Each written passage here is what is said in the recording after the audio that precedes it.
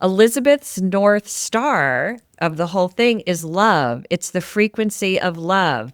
No psychic medium has what you have with your loved one. Yes. No psychic medium has the frequency of love. So every practice I share brings people back to love. Even the art therapy practices are about tuning into a loving memory or a loving moment, or what did you love the most about them, or what did they love to do the most? That's just one of the easiest practices for anyone who's listening, is kind of bring to mind what your loved one loved to do and lean into that memory, and even better, do that thing and invite them. Welcome to Signs from the Other Side with Fern Ronay. I'm your host, Fern Ronay, and this is the place to share stories of signs and messages received from the other side.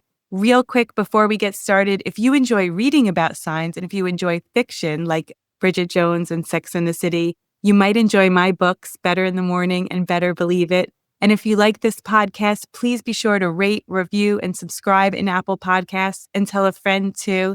Thank you so much for listening, and on to the show. Making art opens a portal, and so does grief. Elizabeth Bryan-Jacobs explains it all, and it is my honor to help her get the message out. You don't have to be creative in the traditional sense. There is a way to get there, and there is a way to connect. Elizabeth has been on the show many times, but if you're listening for the first time, she's an artist, author, and art therapist, and she helps participants through her Awakenings Dream Work program connect with their loved ones on the other side through dreams, dream visits, and nurturing a spiritual relationship with them.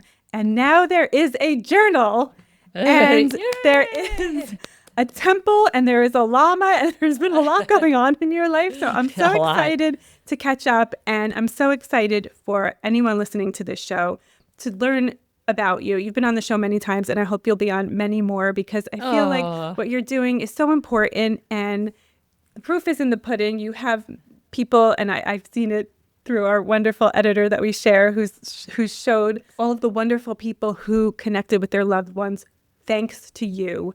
You helped them. And I mean, what you're doing is amazing. And I just am so grateful that we are connected. So welcome. Thank you. And you know I love to chime us in. Yes, please do. And so chiming is kind of our message to go inward and lets the unconscious and the other side know that we are in a sacred space and we are open to receiving. But today I want to say a big thank you to you, Fern, for making all of this possible for all of us, and for helping everyone normalize signs and dreams and visitation dreams through all the wonderful work that you do. So thank you. Thank you. So for anyone listening who has not been introduced yet to Elizabeth, please listen to the very first episode we did. We covered your amazing life. And I will say, in a nutshell, before 2016, there were 2 near-death experiences, a car accident, a divorce. You created a financial program for women who were trying to become financially independent. You are extraordinary. And that all led I'm old. No, that all led you to meditation and to an awakening. And in 2016, you had a dream telling you to pay attention to your dreams. Yes, I did. And we can talk about that. And in 2021, also, your father started sharing his dreams with you. Yes, So you could talk about those 2 things. Okay, so, well, you told the whole first part, and the first episode is really worth watching. But in 2016, I had a dream that told me to pay attention to my dreams. Now, I'm from Rockland County, New York. I was raised Jewish. I'm very normal in the, crazy teenager growing up in suburbia sense. So, you have this dream and you go, wow, that's really interesting. What do I do with that? But I figured I would listen and kind of go along with it, because dreams had always been kind of an interesting resource for me. And it was like I chimed myself in, right? I said, okay, I'm going to listen. And boom, I was so flooded with dreams and visitation dreams and all kinds of really interesting spiritual experiences that I'm sure, my car accident, the NDE, everything kind of primed me and opened me up for these things to happen. But I was seriously flooded, and I literally threw myself into Jungian analysis with an art therapist analyst to help me kind of understand that I wasn't crazy, first of all, because I thought that I was with all of these strange things happening, and also to really help me kind of enter the sacred space of the dream world, because it is just, we can understand our dreams and we can learn and we can heal from them. But what most people don't know with their dreams is we can also access different dimensions. And so that's what was happening to me very spontaneously and all the time. And, thank goodness I found somebody good to work with and normalize. And I mean, at the same time, I was becoming an art therapist, so I had support on that end too, because it's like, okay, we're all not crazy. Right. I'm not alone.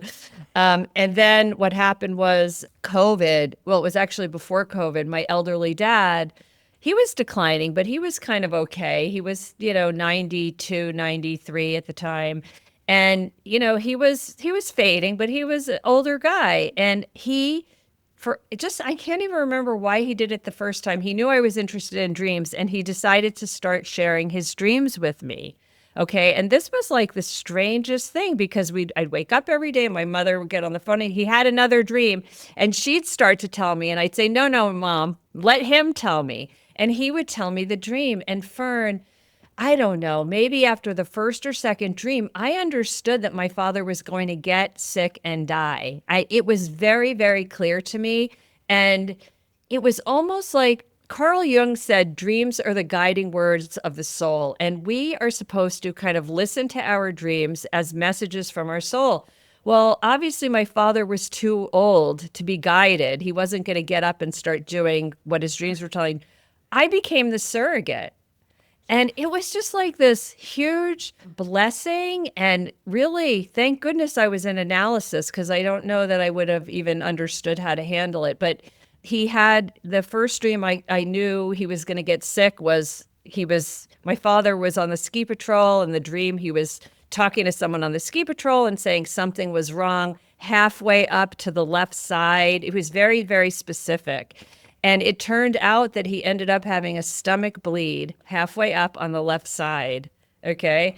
And so, yeah, and this is a dream that we call prognostically significant, which is so interesting. I mean, these things have been recorded. I'm not the first one. But the fact that he was telling me and I was understanding, Yes. and I was helping him understand his dreams. So our role as people who work with dreams is to kind of walk with you, not tell you. Yes. And so we're supposed to help you understand it. But my father was really clear about the symbology in his dreams. If he was trying to find treasure, for example, in his dream, I would say, well, Dad, what's your association to treasure? And he said, oh, your mother is my treasure.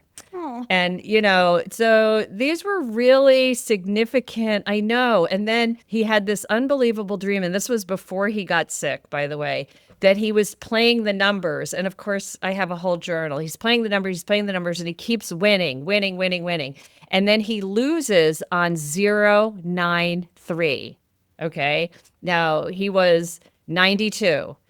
And I remember my mother said to me, do you think that means, what I think? And I said, well, it did mean that, because he did get sick and he did die in his 93rd year. So that was kind of astonishing. Yes. But it was so beautiful, Fern, because along the way, like my father, when I was growing up, was the president of the temple, and he was very involved in the synagogue. And his dreams were really clear. Like he would be talking to a rabbi and he would be telling him they needed to get on the marketing and let more people know about the temple. And I said, boy, my father was getting sick. I said, Dad needs to talk to a rabbi. And so when he did become ill, I made sure there was a rabbi who came in every single day to let my father tell all of his stories. Yes. And, I would say to him, Dad, do you pray? I don't even know these things about my father. And he said, I pray for your mother. Oh, He was so in love with my mother. sweet. I mean, they were just, 67 years madly in love. And he, and his dreams were really clear that he needed to connect spiritually, that my mother was his treasure. It was just a trajectory. And then what was fascinating, Fern, was the last dream that he had. He was in the hospital. He was vaccinated. He got COVID. I mean, who knows? He was in the hospital and he had a dream that he was exhausted and he was carrying a 50-pound bag on his back and he had to walk between 5 and 7 miles to get home. Okay, home. And, what does home mean when we're talking about spirituality? It's like, I'm going back to God, right? I'm getting a cold chill because he died on the 6th day. He was walking between 5 and 7 miles. It was so specific, and he died on the 6th day. Wow. Yeah. And so that was kind of like my formal initiation really into like, okay, this is what I'm supposed to do. And this really is my calling, because why else would God or divine anything give me this gift of my father's experience? And really his dreams also prepared me to help my mother grieve, because I was much more grounded in my father's guidance. Even right after he died, I was dreaming of him, and I was dreaming of his dream symbols. It was very strange. Like there was lots of skiing going on in my dreams after he died, and I would know, okay, Dad, you're kind of pointing me here, you're pointing me there, and I'm supposed to do this for Mom now. Was your father the type of person you could have these conversations with? I know with my father. Not one bit, okay? Not one. My father was like the friendliest, nicest guy. He was everybody's pal, I used to say. He was very gregarious, but we never, and I will use the word never, had deep conversations, except, I will tell you, when I had my car accident, I fell asleep driving when I was 19 years old. I had a pulmonary embolism, and that was a near-death experience. But my father was the one who sat by my side the entire night as I was kind of going in and out. And he somehow learned hypnotherapy in college and was hypnotizing me away from the pain, because I really wanted to die. It was so excruciating pain. The pain was so horrible. And it's kind of, you have a blood clot in your lung, and it's very unclear will you live or die. It's like 50-50 even when they catch it. And I'm looking at, this is my father. He's sitting right here. Oh, what a cutie. I know. I have his blue eyes. He kept me here because I kept saying, I can't stand the pain. And he kept bringing me back. He kept bringing me back. So maybe that, we're talking about it now and I'm getting a chill. Maybe that kind of set he and I up for this thing that would happen later. Yes. But yes. And what perfect timing that he would have these dreams after you've learned this, this training. Right. Yes. So my father crosses over, and, of course, obviously my mother is devastated, and all of his clothes come home from the hospital. And I'm going through the bag of clothes at my brother's house, and I pull out my father's bedroom slippers. Now, my father had one pair of slippers that he wore his entire life from the time I was a child. He loved them so much, my mother kept replacing them. They were identical, long brown leather slippers. I have the slipper. And I glommed onto the slipper. I'm like, oh my God, this is my father's symbol. Like, this is my father when I see this slipper. So I took a slipper, my brother took a slipper, and we came home. And I started to draw the slipper because I'm an art therapist. And I very quickly understood that I could, like the way a medium holds something, like I could call in my dad through the slipper. Like this was becoming a fact for me. And it was really, really powerful. And I made this really beautiful drawing of the slipper. So the only people who knew about this, of course, was my supervisor at the time and my therapist. The slipper, this was like a thing. And I had it out, and I had the drawing out. And I took my mother to see a psychic medium, right? She is completely like, doesn't believe anything. And this is my mother, literally. Why did she tell me I have a daughter whose name starts with M-A-R? I already knew that. This is my mother. Like, I already knew my son's name was Jonathan. She's like, my mother's like, she's not getting it. But this is a very good psychic medium. And, they're hard to find, a good psychic medium. And I'm sitting there and she's talking and talking, and I know what she's saying is genuine. I'm hearing things like, oh, okay. She has my grandmother's name. She knows what my grandmother died of. And then she says, your father is coming through and he is showing me a slipper.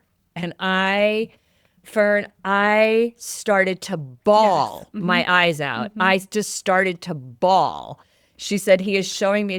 And then she said, I'm so glad you're, acknowledging that. I almost didn't say it. It was so strange. He was holding it to me in his hands like this. And I was just like, sold. That's Sold. it. Sold. Right. Yeah. There might be someone listening who would say, everybody's dad had slippers. Mine didn't. My father doesn't wear slippers. This is amazing. I know. And they were such specific slippers. And the other thing she said is he's showing me hands like this. Yes. And I have, of course, a sculpture of my parents' hands. Yeah. Yes. Wow. They were so in love. It's so sweet. Yeah. Before I met you, so I wrote a book called Better in the Morning, Better Believe It. And I was always of the belief that every night when we go to sleep, we meet with our loved ones on the other side. They're with us, they guide us, they want to help us. And when you wake up in the morning and you don't remember it, but you feel like everything's better in the morning, you just feel it. And I say it's because you met with your loved ones. And I would always disregard my dreams. And then I met you, and I understand that there is a dream visit and what a gift it is to remember that, but don't disregard your dreams. I would always write it off as it's your subconscious, like things you didn't work out during the day. And that may be true, but there are signs that come through in your dreams. And and I love the saying that you say, if you dream of baking a cake, bake the cake. Right. I just said that to Susie this morning. She dreamt she was making a big painting. I said, go make the painting. Yes, absolutely. And so it's so interesting too, because I feel like it's all culminating, like everything that you've been through in your life and then experienced with your parents moving on to the other side, but still communicating with you. It's all culminating into you helping other people do the same. And I feel like people hear art therapy, they hear what awakening stream work is about, and they are like, I can't draw a pen, I can't draw a straight line or whatever they say, like a stick figure. And we always say you don't have to be able, don't have to, no artistic talent is required. No, I say think Pictionary. It can be a stick figure. And I have made my own stick figures from dreams that are so powerful. Yes. It's so powerful. And I say two things now. You don't need a psychic medium to connect, and you don't need to be an artist. Yes. That's it. Yes, exactly. And art, when we say art, it could be knitting, like that was a great example in your program. There's someone who knit. I'm coloring lately. Right. Oh, good. Yes. And I also, have my dream box with the Golden Girls because I watched Golden Girls with my grandmother. And then she came through it. Her symbol is the fly with the fly on the pasta. So we talked about that in another episode. Go back and listen. But for people listening who now are themselves in the certain stages of grief and who or know someone, the journal is going to help them get to that place of connection. This journal has the 3 stages: gateway, attending, and passage. Yes. And so gateway is really about the earliest raw stages of grief. It's like we step through the gateway at the moment of loss, right? Yes. And then attending, we're kind of attending to who we are, where maybe we're having signs, maybe we're having dreams. It's kind of the identity crisis, and we're noticing things, and we're attending, and we're starting to be able to honor and gather and, maybe make an altar, or maybe, be okay enough to start implementing practices. And then passage is when the relationship is kind of there and established. And it's important to note, these 3 stages, gateway, attending, and passage, came from Nora Swan Foster, who's a diplomat, Jungian art therapist, and analyst, and they evolved out of her work around childbirth, feminine initiation and childbirth. And as we were working together, it just dawned on me that they were so perfect, because death is rebirth in some way, right? And so it just made sense to extend the metaphor and use it this way. So the first journal that it says gateway on it, that's for someone in the very early stages of grief. Yes, Okay. but that gateway is a much more expanded journal. Okay. That was the first volume of Grief is Love, the other journal. So this is Threshold, and this is also going to be divided into Gateway, Attending, and Passage, but you're going to have it all in one. It's going to be much more simplified. Okay. So, for example, the program that I ran you through, that all of my clients had these profound experiences, unbelievable dreams and connection, Threshold Creative Guide Soulful Journal is taking that program and putting it into a journal, a guided experience journal form. So it's the program that worked, and it's in the form of the journal. And it's much more expanded because obviously lots of has happened since I started writing this. Also, I'm very, very proud of this fact. I've been really crowdsourcing my social media and my followers on TikTok and asking them specifically, what do you want? Yes. And asking for information and using that guidance to really inform how I put the journal together. Yes. And so I think that's really, I'm very moved by everyone who has shared so thousands of stories and, experiences of connection and the desire and longing really to have more and to have agency in their grief, which is a big thing also because, someone dies, we need help and support and all of these things. And Threshold, this journal really gives back agency to everyone who's grieving. Here are practices that you can do at your own pace, safely, gently, in your own home. And I think having agency during grief is a really significant thing, right? I was just going to say that's so perfect because so many people feel untethered and helpless. And then they're talking to their therapist, they're talking to friends, but then there's a moment when you're alone. And what do you do? You have this journal to... Yes. And you can go to a QR code and do a gorgeous meditation. And maybe the meditation that you do that day is just to dial back your pain.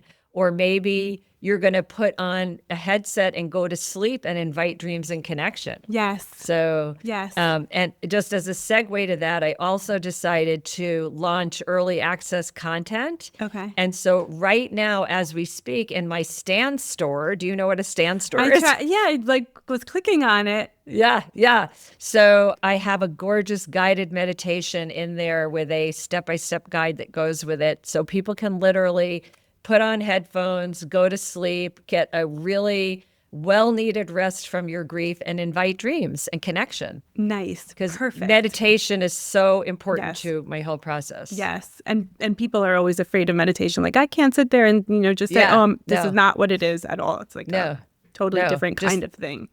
It's almost, it crosses over into a little bit of hypnotherapy techniques, but it's really just, you're going to listen and go to sleep. Yes. And people shouldn't be afraid of hypnotherapy. Like, nobody's controlling your mind.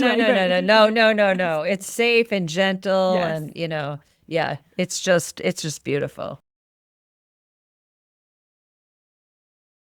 In other news, which is also goes along with all of this, everything's culminating. You are a receptor of synchronicities and signs and meaningful interactions, and everyone is if they only knew how to open it up. So this leads me to, you bought a temple.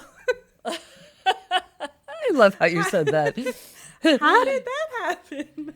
So this was just a really extraordinary thing. My husband and I were trying to sell the farm that we've had for 30 years and looking for, I think we spent 3 years looking and nothing was right.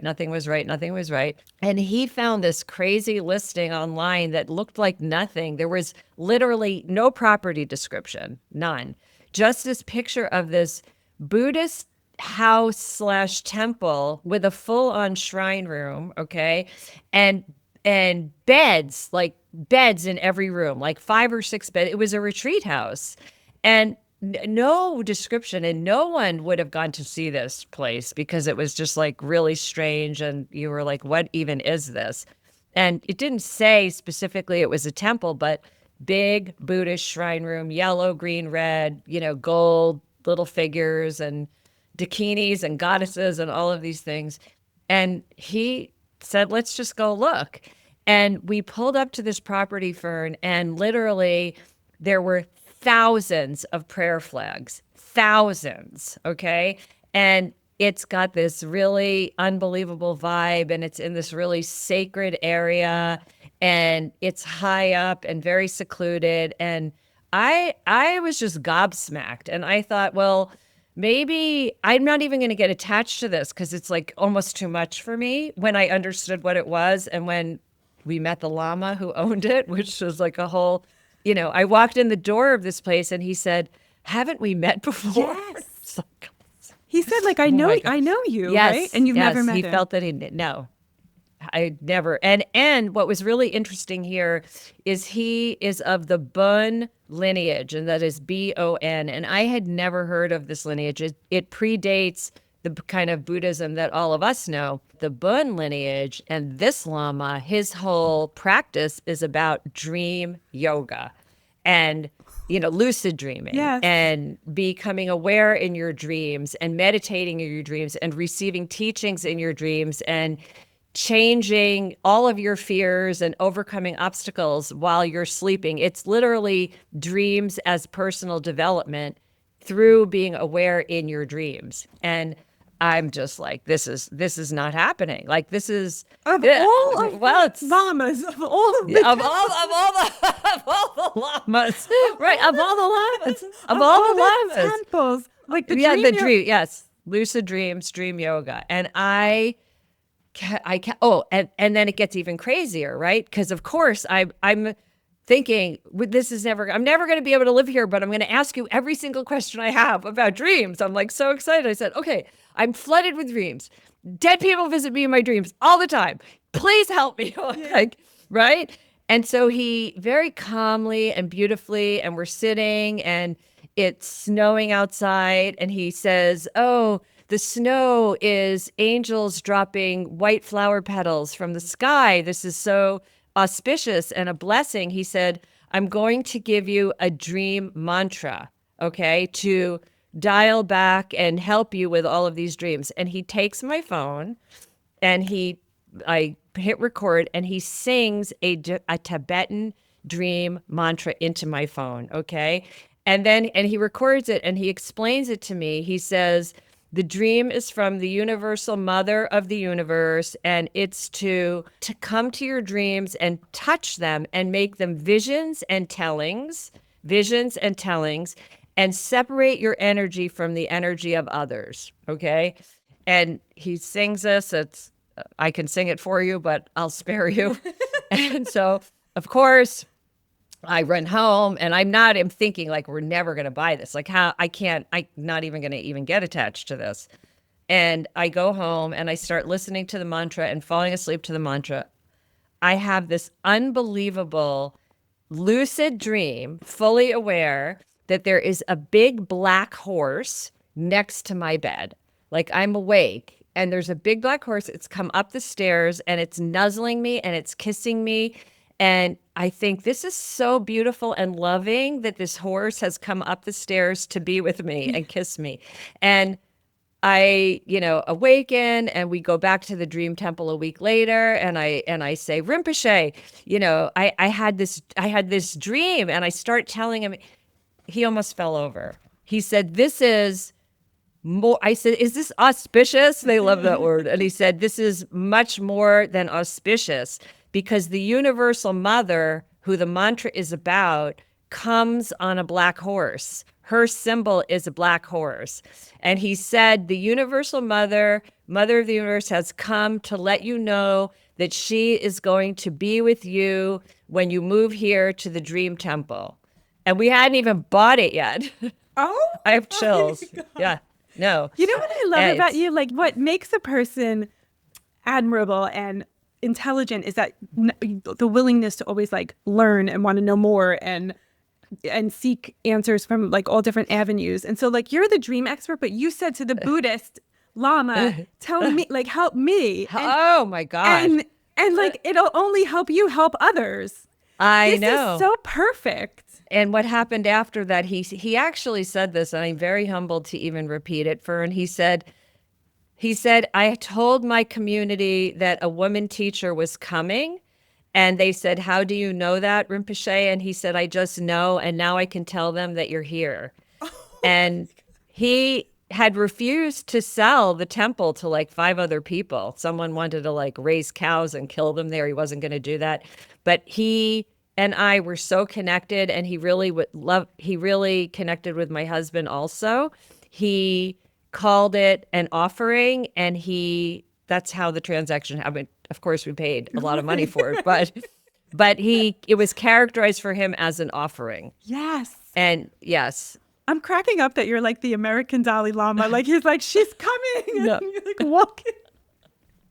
This is amazing. I mean, This I is don't, amazing. and then I want to say the most unbelievable part of the whole thing is that this lineage of Buddhism, Bon Buddhism, has completely changed my life, has put me on a whole other spiritual trajectory, different than I've been on for 25 years. It's changed my whole life. I feel like it's my lineage. Yes, And yes. so every day of my life, devote time now to learning about it and doing their practices every day of my life. Yes. There's an incredible teacher who's online. His name is Tenzin Wangyal Rinpoche, and everything is free. And I follow all of his teachings. And I just did a dream yoga class with him. Yes. And so it's opening really a portal for you in the way you open the portal for others. Yes. Yeah, it has opened a portal, and Yes. it's actually even impacted the way I share dream work with other people. It's Yes. changed everything. How so? How so? It's become even more sacred. So the way Buddhists, it's very interesting. Like Jung will look at dreams and say, okay, all of that anxiety stuff, that's a complex, or that is shadow content, right? Right. But in the Bon tradition, it's karmic traces from the day. It's like I didn't understand. I always thought karma was like your past life, or you could make bad karma in this life. But karmic traces are something we do every single day when we don't have right speech, or we're being judgmental, or we're not kind to ourselves. We are creating karmic traces, and that shows up in our dreams.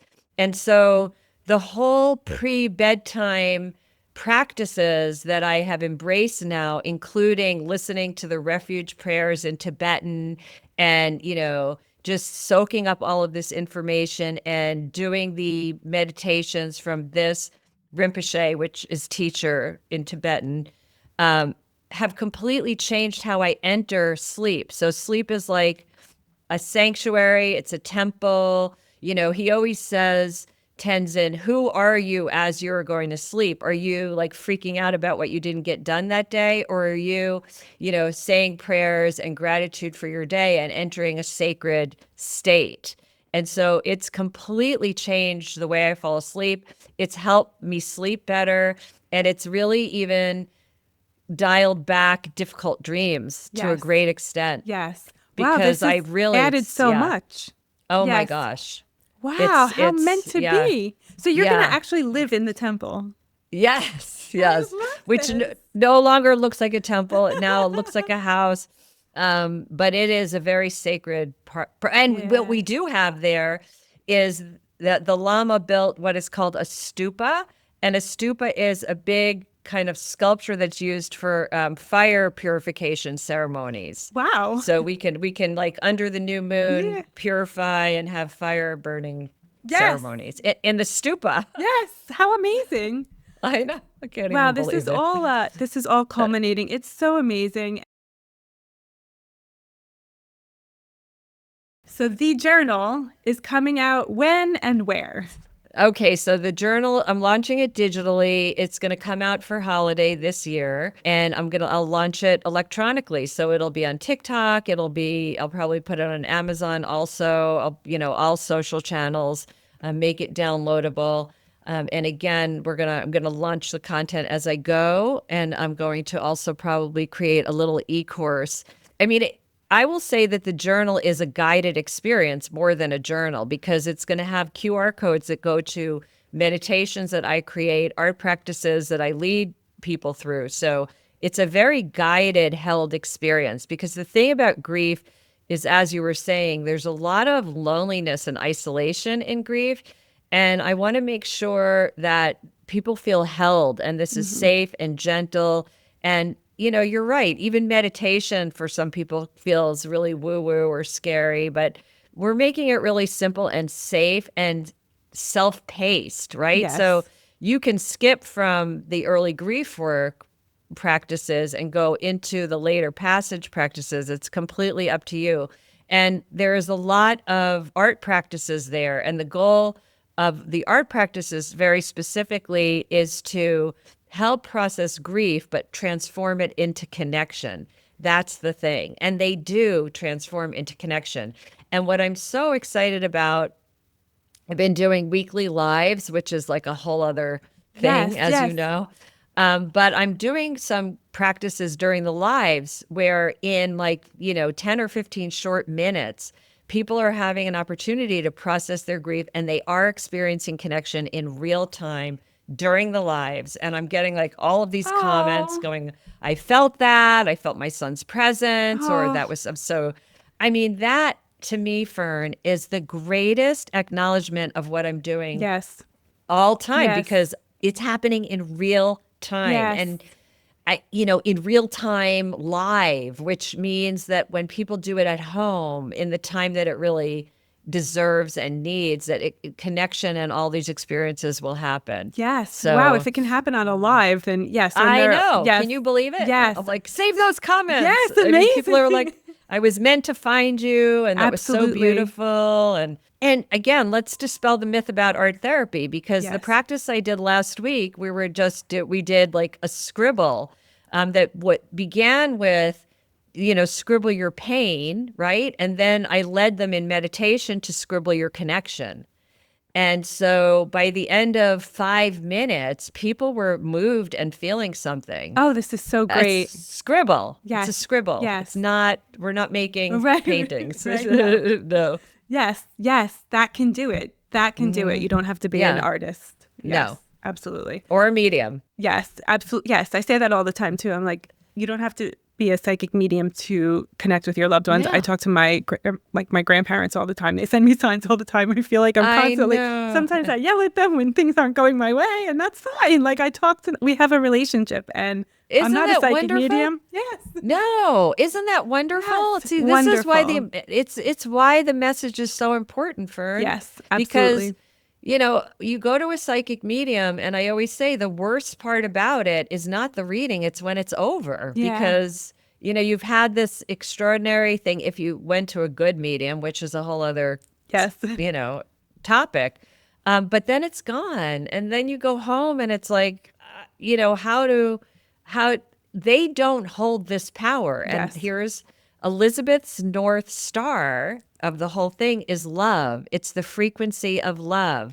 No psychic medium has what you have with your loved one. Yes. No psychic medium has the frequency of love. So every practice I share brings people back to love. Even the art therapy practices are about tuning into a loving memory or a loving moment, or what did you love the most about them, or what did they love to do the most, right? Yes. That's just one of the easiest practices for anyone who's listening, is kind of bring to mind what your loved one loved to do and lean into that memory, and even better, do that thing and invite them. Yes. Right? Yes. So I love to paint, but you love to do something else. Right. Or what did your grandmother love to do? She always made date nut bread. I should make date nut bread. Yes, and invite her. Yes. Invite her. And before you make the bread, set an intention. I'm setting an intention for you to come make date nut bread with me, and light a candle and honor her. She will love that. Yes, and she will be there. What a great way, to carry her presence forward and to honor her and to spend time with her doing what she loved. Absolutely. You're amazing. So will the journal ever be available in print, to give as a gift? Okay. Eventually it will be available in print. We're just launching it digitally so we can get that out to people sooner. Okay, great. And so where can everyone find you? Find me at Awakening Streamwork, of course, on TikTok. and also and Awakening Streamwork has an early sign up for the Threshold Journal there. Also, my Stand store, Awakening Streamwork, it also has a sign up there for early access to the journal. And so anyone who goes there, I'll be bundling and doing all those things that people do in these strange places. Yes. Sounds good. Okay, perfect. This will all be in the show notes. So yes, that's where everyone can find it. Well, thank you again so much. I adore you. I adore you too. Thank you so much for listening to Signs from the Other Side. You can find me, Fern Ronay, on all social media at Fern Ronay, Ronay. I love hearing from you, and I love hearing your stories of signs. And if you would like to hear more episodes of this show, please be sure to subscribe in Apple Podcasts. Thank you again, and sweet dreams.